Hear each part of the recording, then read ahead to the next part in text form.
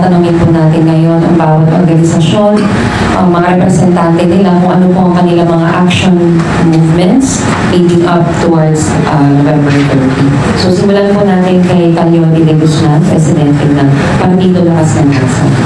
Bago yun, siguro i-con ko lang sa marais ko yung mga pinag-usapan, lalabas na lahat na nandito ay walang tiwala sa nagaganap na investigasyon sa pamumuno ng ICI. Ito'y sarsuela, ito'y walang patutunguhan, at hindi pananaguti yung nagpaanak ng korupsyon na nangyayari ngayon. Walang balyenang makukulong, walang balyenang mapapanagot. Siguro mga dilis at sapsap lamang ang mga tatamaan. Pangunahin ay mga kontraktor. Siguro may ilang mga DPWH na sangkot, katulad siguro ng Labris, kung hindi sila magiging state witness. At saka si Saldico. Malamang ganyan lang. Pero tulad na nangyari sa Napoles, pagkatapos sa ilang buwan at ilang panahon na kulong, ay lalaya, magiging congressman na uli o magiging senador at babalik ang katawan. Kaya yun ang lalabas na takbo ng usapan. Walang tiwala ang taong bayan sa nagaganap na investigasyon. At hindi tutugon doon sa panawagan ng mga taong bayan na panagutin lahat. Ibalik ang ninakaw at tuldukan ang korupsyon. Walang planong tuldukan ang korupsyon. Dahil hindi umaabot sa pagkukundina sa managpakan ng mga political dynasty na kung papansin mo ngayon, ang pangunahing mga kasangkot sa Senado, sa Kongreso, sa Malacanang ay puro mga political dynasty. Wala rin plano na isiro ang program appropriation kasi siyang pinagmumulan ng korupsyon. Kaya tuloy lang ang ligaya ng mga lokong ito. At nananawagan ng lahat na kinakailangan ituloy ang pagkilos ng mamayan, mas pataasin, mas palawakin, mas palakasin ang sigaw dahil yun ang nakikita ng mga nandito ngayon na siyang tanging paraan para itulak ang gobyerno na dinggin ang panawagan ng mga mamayan. Ang PLM po ay maglulunsad ng tuloy-tuloy na pagkilos.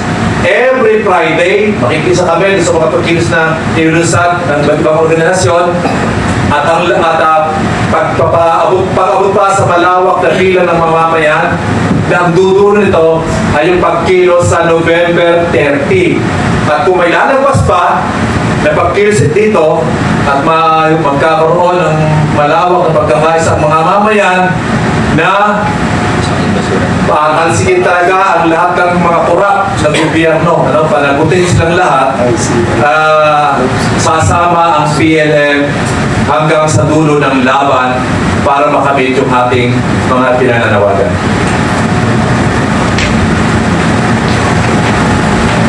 Sige po, simulan po natin kay Sir Christian Bautista kung ano po ang plano ng inyong organisasyon. Sa halay po ng mga manggagawa sa pampublikong sektor, kami sa abot ng aming kakayanan at sa limitadong karapatan ay nakikilahok pa rin sa mga pagkilos. Kung makita po natin kahit yung nangyari po sa Luneta, meron po tayong mga pinadalang mga kasama, maging dito po sa EDSA Shrine nung nanawagan ng ating mga kasamaan. Ito po ay pinakita naming pagkikisa at patuloy din namin gagawin hanggang kaya po namin. Salamat po.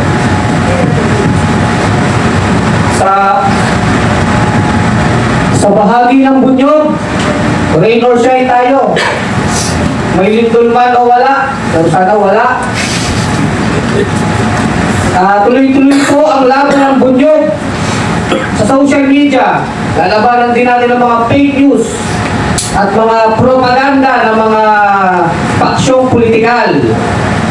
Sa lansangan, kikilos din ang Bunyog, kagaya ng ginagawa natin. Nung una, binato natin ang itlog ang Senado. Pinag-iisipan namin kung anong ibabato natin uli eh.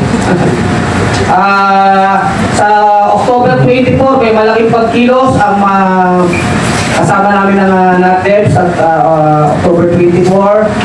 Sa November 30, maraming mga grupo na rin ang nag-uusap para sa nagkakaisang pagkilo sa November 30. Sasama din ang bunyog yan. At aktibo ang bunyog ngayon sa paghikayat sa mga estudyante, sa mga tindero, sa simbahan, na makilahok, mga karaniwang mamamayan. Makilahok tayo sa protesta. Huwag tayong maniwala kay Rodolfo Asurin. Binobowala tayo niyan. Ano? So dapat tuloy-tuloy ang protesta ng mamamayan para itaob ang bulok na sistema. Maraming salamat po. Kami naman po sa Workers' Challenge, pangungunahan ng mga manggagawa sa PLDT nationwide ang koordinadong pagkilos. Sisimulan sa mga koordinadong pagsusuot ng itim upang ipagluksa ang pagkalusaw, pagkamatay ng ating mga tax, ng pondong pinagpahura natin at yung mga resultant effect nito sa ating mga mamamayan, lalo na yung mahihirap na pamilya ng mga manggagawa. Magsisimula po dyan, mag-e-escalate po yan sa mga koordinadong pagkilos nationwide, sa marcha sa kalye, hanggang sa mapalaki ito, mapakita na ang araw ng November 30 ay tunay at araw ng mga manggagawa. Gusto nating ipakita sa araw ni God Andres Bonifacio, pangungunahan ng mga manggagawa, ang malaking pagkilos na yan upang muling ipakita sa gobyerno na nag-aaring uri ngayon na panahon na para bitawan nila ang pagkapit sa kapangyarihan, panagutin ang mga kapwa nilang elitista na nagnakaw sa bayan at bigyan ng pagkakataon ang mga manggagawa na magusga dito sa mga nagnakaw na ito. Sa hanay ng bukluran ng manggagawang Pilipino, set na yan. Pagdating sa mga manggagawa, set na yan November 30 bilang lundo ng lahat ng mga laban ng manggagawa. Laban sa sahod, laban sa kontraktualisasyon, at dahil ngayon pumuputok ang political na krisis. Lalabas ang manggagawa, sure na yan sa November 30 para magkaroon ng mga panawagan nila, mag-giit ng kanilang panawagan pagdating sa flood control project.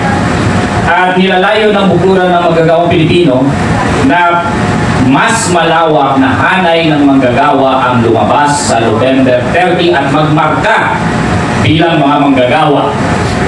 Wala bang partikular na detalye kung ano yung magiging kondukta sa November 30. Ito lang ang masasabi ko sa inyo, na ito na yung napapanahon at panawagan na rin ito sa lahat ng mga manggagawa, na ang mga manggagawa ay magpakita ng liderato sa demokratikong laban na ito ng mamamayan. Ang manggagawa ay siyang isa sa mga pangunahing na naapektuhan pagdating sa korupsyon dahil ang burden o bigat ng pagbubuwis sa Pilipinas ay kinakarga ng manggagawa at mamamayan. Kanilang pamilya dahil VAT at saka excise tax ay ang pangunahing tax na pinagkukuhanan ng gobyerno mula sa pangangailangan mismo ng manggagawa at hindi naman galing sa kita at yaman ng kapitalista ang buwis na pinagkukuhanan ng resources ng gobyerno. Mula yan sa tax ng mga manggagawa, araw-araw na pag bumibili sila ng kanilang pangangailangan. At yun ang hindi nanakaw pagdating sa flood control projects. At manggagawa rin ang nakakaranas ng mga matinding epekto pagdating sa baha dahil kailangan nilang katakbuhin ang makinarya sa pabrika, silang susuong sa baha, magkaka-leptospirosis at ang kanilang mga tahanan ang nasisira. Yan ang tatrabahuin ng bukluran ng manggagawang Pilipino at kaisa kami sa plano ng mga alyansa na pinaluluban ng bukluran ng manggagawang Pilipino na una na dyan ang National Wage Coalition, kung saan kasama namin ang AMU, TUCP, nagkaisa, laban kontra sa sahod, pero kailangan na rin na itong National Wage Coalition ay manindigan pagdating sa flood control project. At dito sa pinapangunahang koalisyon ni kasamang Pete Penlac, General Secretary ng PLDT Union, ilusan ng manggagawang pangkomunikasyon. Sa Pilipinas, yung Workers' Challenge na naglalatag ng mas malawak na samahan ng mga union at mga di-organisadong manggagawa. Sasama ang BMP sa lahat ng pagkilos ng mga manggagawang yan. At ito lang ang pinapangako ko sa gobyerno, sinimula ng mga kabataan, nagkaroon ng pagkilos ang lahat ng mga pagitang puwersa, hintayin ninyo na tumindig ang manggagawa kung saan tayo abutin.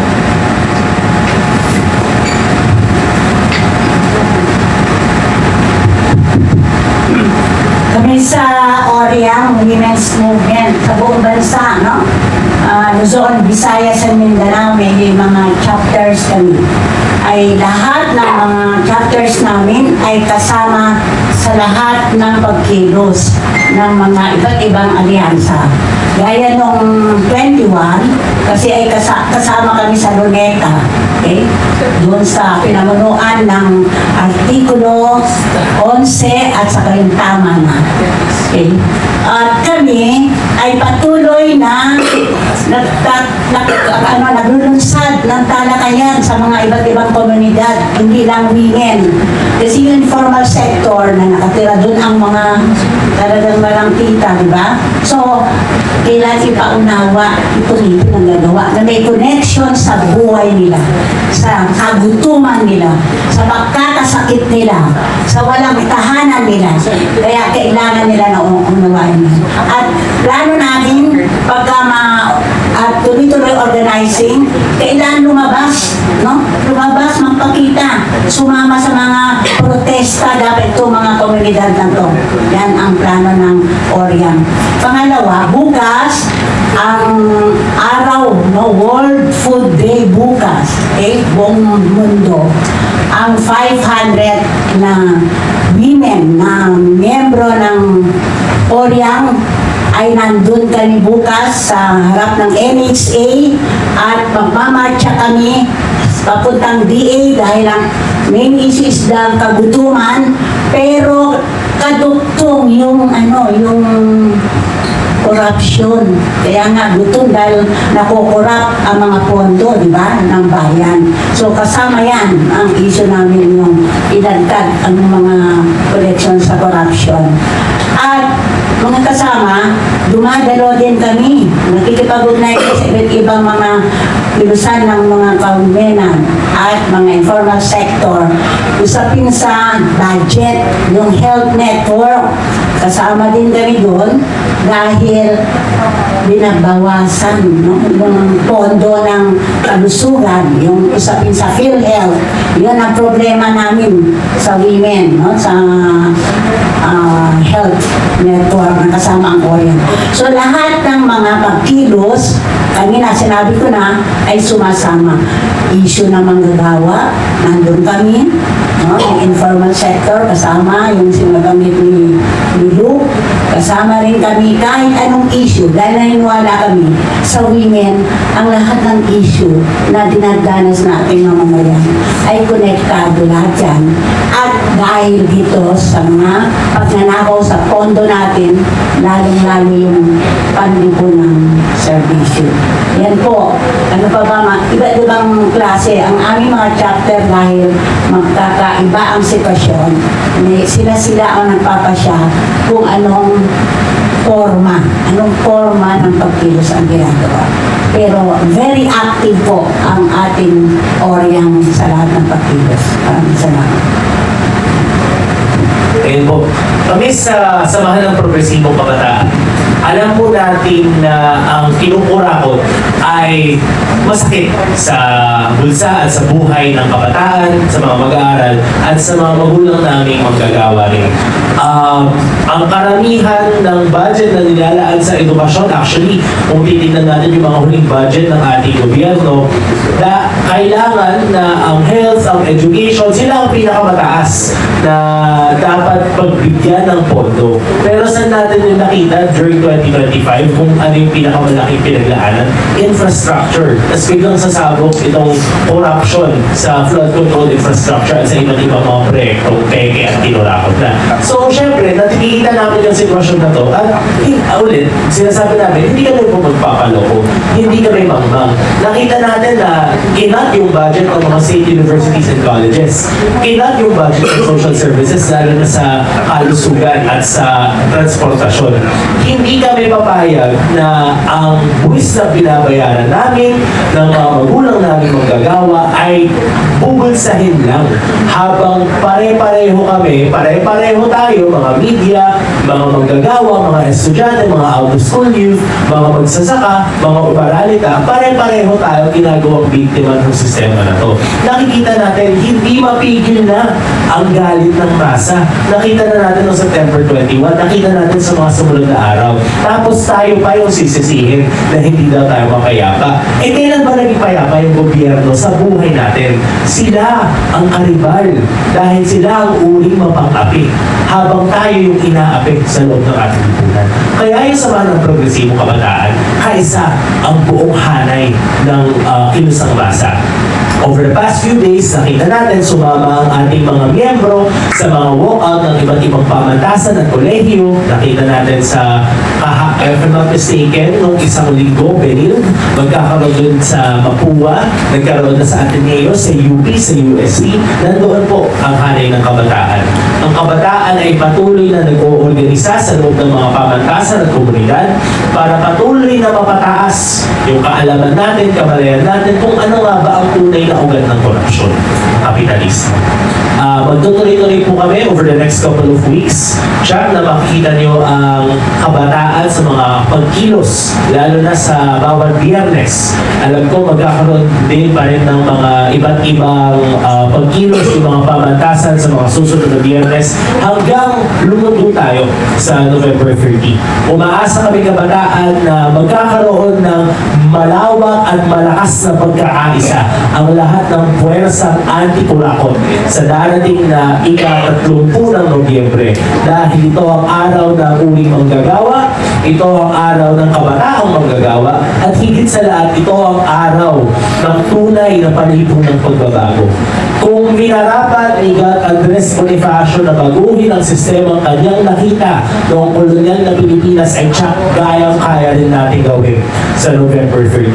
Magtutuloy-tuloy po ang kabataan hanggat hindi pa rin natatapos ang laban natin para mapanagot at makulong ang mga kurakot, at tsak din nasasama kami sa mga kilusan ng mga kasama natin dito dahil kami po rin ay magiging susunod na henerasyon ng mga manggagawa. Magiging servidor po kami para sa servidor ng lipunan natin ngayon para magkaroon ng mas makatarungan at mas makataong mundo ayon din sa ating inaasam bilang taong bayang Pilipino. Alright, maraming salamat po. Medyo na tayo sa oras. Susunod na po yung questions natin from our media friends. Meron po ba gusto magtanong? We would like to entertain at least 3 questions. So, ayan. Okay, introduce yourself and the media and the people that you are representing. Yung wireless naman. Yung wireless naman.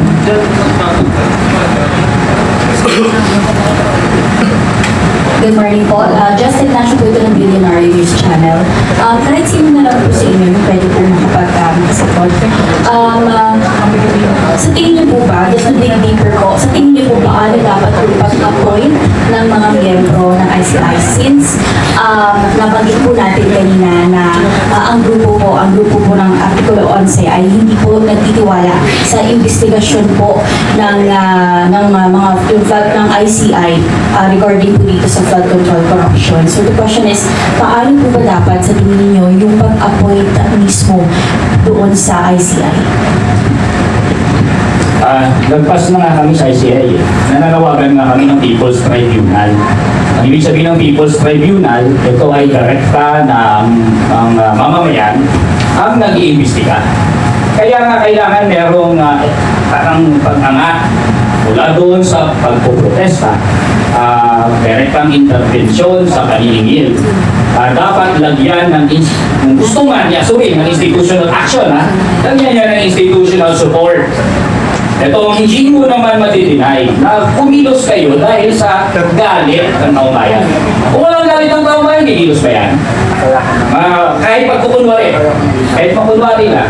So, i-deny mo ba yung epekto o resulta ng direktang pagkilos ng taong bayan? O kailangan mo aminin na walang pangyayaring pagkilos kung walang ganyan. At lagyan mo, gusto mo ng institutional action, lagyan nyo ng institutional support. People's Tribunal tayo. Of course, ang composition niyan, it would involve yung isang demokratikong proseso ng pagpipili mismo sa taong bayan. Konsultahin talaga ng tunay, hindi yung i-determina lang ng Malacanang kung sino yung mag-iimbestiga. And of course, siyempre, meron din naman tayong dapat itatalaga dyan na merong specific na kakayanan para sa investigasyon. Kung yan ay mga COA, dating mga COA auditors man, abogado, justice. Pero ang pinaka-importante, may direktang partisipasyon ang mamamayan, ang lahat ng mga organisasyong pangmasa, lahat ng mga apektado ng flood control project sa pagtalaga ng komposisyon ng People's Tribunal niya. Just to follow up lang din po. Sir Chris, earlier po you mentioned na election is the great equalizer. Do you think ganito rin po ba dapat yung maging proseso ng pagpili kung sino po yung nasa ICI? Opo, ganun po yung panawagan ng lahat ng mga kasama namin dito na siguro tama na yung mga tumatakbo ngayon ng mga politiko. Siguro sa mga susunod na mga eleksyon, ang mga dapat patakbuhin ay yung mga nanggaling sa hanay manggagawa dahil sila yung mas nakakaintindi sa kalagayan ng mga manggagawa. Dahil sa reaksyon ng mga botante, siyempre bumuboto lang tayo kung ano yung mga nandyan na nakalatag sa atin. Kung mayroong mga nanggagaling sa mga manggagawa, mas marami ang pagpipilian ng mga tao. At sa tingin ko, mas higit na ipapatronize yun ng mga manggagawa, yung mga nanggaling sa sarili kanya. Salamat po. At dagdag ko lang. Yes, hello. Kaisan din namin na tama election, pero obligado na magkaroon muna ng electoral reform.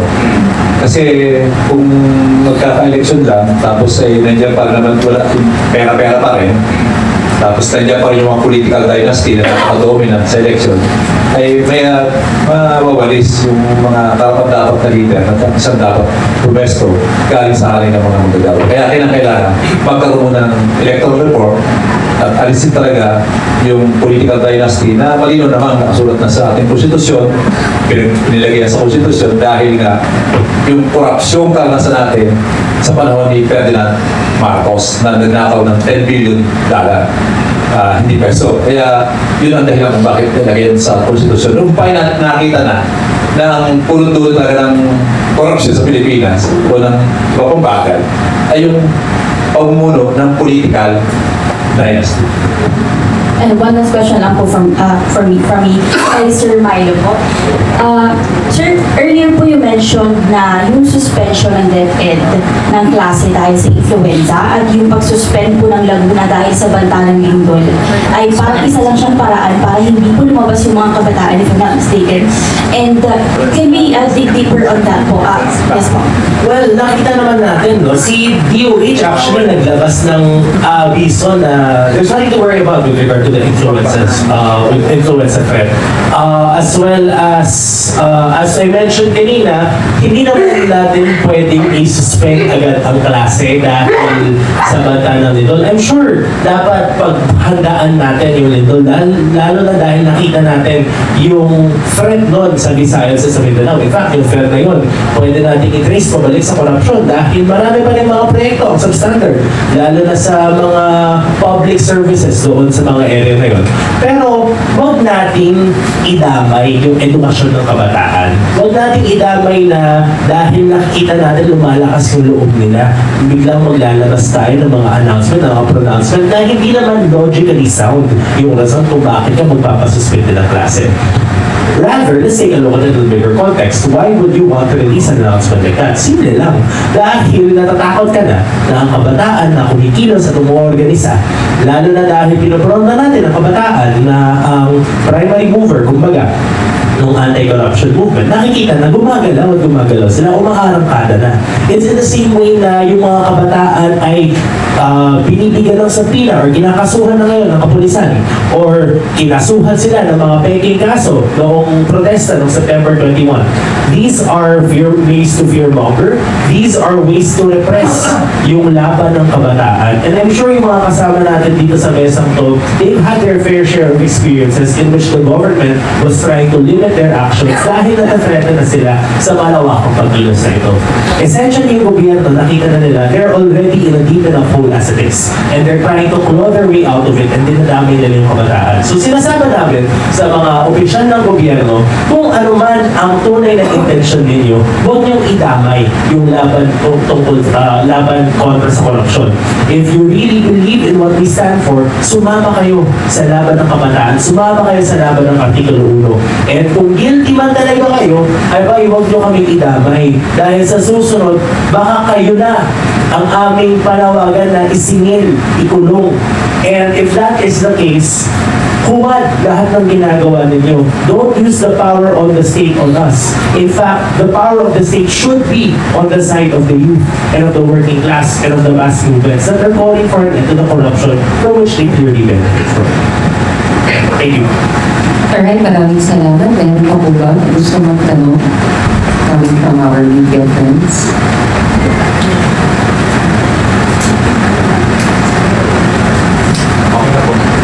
Okay na po ba?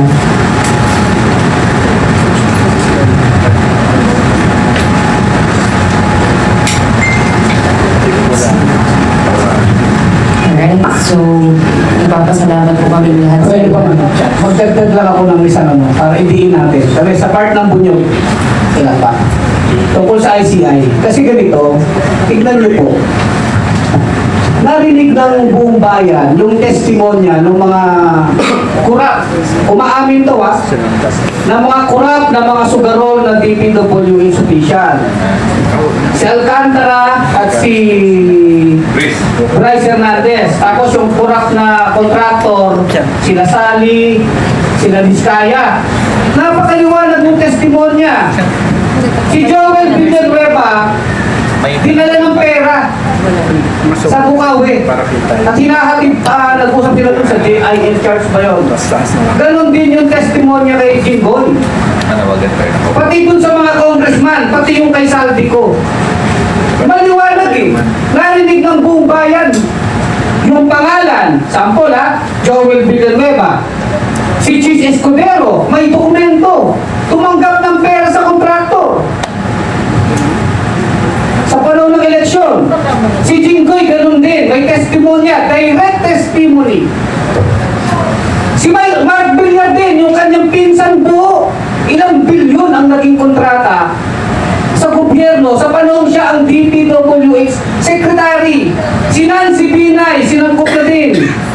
May mga direct testimony. Yan ba'y hindi ebidensya? Eh hanggang ngayon, panahon na ng kopong-kopong ngayon, wala pa rin pinapaylo ng kaso. Wala pa rin pinapangalanan ang ICI. Tapos sasabihin natin ngayon, magtiwala lang kasi ito ang proseso. Yun nga, pahulit-ulit na sinasabi namin, na-denggoy na ang bayan, na-denggoy-denggoy, nabudos na tayo, na-enrili na tayo, na-napolis na tayo. Lahat na ng scam, lahat ng history ng corruption. Mula sa flood control, fertilizer, PCSO scam, napolis scam, lahat na po, napakinggan na ng bayan. Dami ng mga Senate inquiry, investigation, walang nakulong eh. Kaya pagod na po ang mamamayan. Pagod na. Gusto talaga natin may mapanagot, makulong. At pagkatapos makulong, matuldukan na yung bulok na sistema na yan. So yun po talaga ang frustration ng taong bayan dyan sa ICI. At sa lahat ng mga politiko. Yun lang po may dadagdag ko. Alright, maraming salamat po. And finally, siguro bigay lang natin sa mga lead convener kay Calioli de Guzman. Kasi sabi po dito, kakarating lang pala ni Martin Romualdez sa ICI investigation. And he will be providing personal knowledge of the budget process and will ensure that truth and transparency and accountability will be provided. Meron po ba kayong nice sabihin bago tayo mag-close? Kala ko magkakaroon dyan, tingnan. Ito lang. Para lang Tayo ba? Sino mag-lead? Tayo ba or nakaupo lang? Hindi, tumayo. Para maganda, para buhay. Ano ba yung chanting natin? Yung slogan natin, pag sinabi ko, lahat ng korap, ang tugon natin mga kasama, managot, managot. Oh, lahat ng korap, Managot! Managot! managot, managot. Lahat ng kurap! Oh, isa pa, one more gusto. Lahat ng korap, Managot! Managot! managot, managot. Lahat ng kurap! Lahat ng korap, Managot! Managot! managot, managot. Lahat ng kurap! Oh, isa pa. Ang sabihin ko, lahat ng sangkot, ikulong, ikulong. Okay. Lahat ng sangkot, Ikulong! Ikulong! ikulong, ikulong. Lahat ng sangkot! Lahat ng sangkot, Ikulong! Ikulong! ikulong, ikulong. Lahat ng sangkot! Oh, last. ICI ni Marcos ibasura. Okay. ICI ni Marcos Ibasura! ibasura. ICI ni Marcos! ICI ni Marcos